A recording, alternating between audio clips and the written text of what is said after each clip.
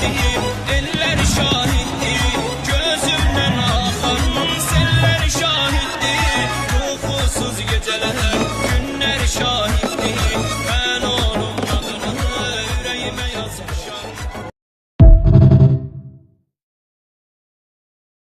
Traktör قهرمان لیگ 24 فوتبال با شاه ایران.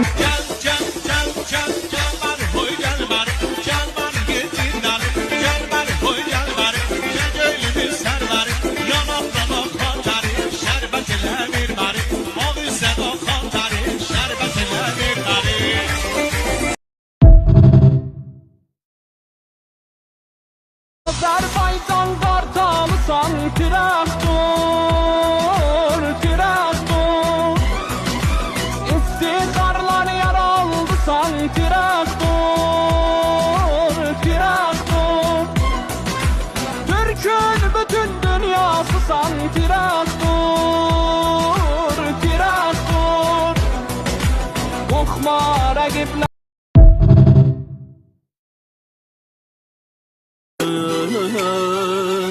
Bilmelisən, bilməli, mən sayıram günləri, görəm səni deyəm yarım, sevməlisən, sevməli. Yanaqların almadı, məndə ürək qalmadı, keşke biləyəkin o baxış məni də hala salmadı.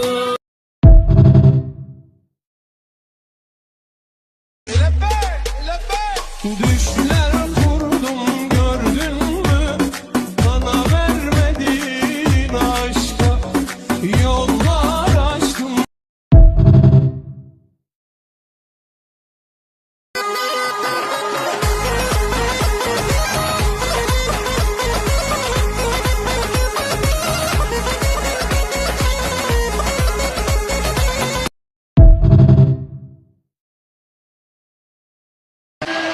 و تراکتور قهرمان لیگ 24 فوتبال با شاه ایران، جام خلیج همیشه فارس، کاپ قهرمانی رو بر فراز میبره و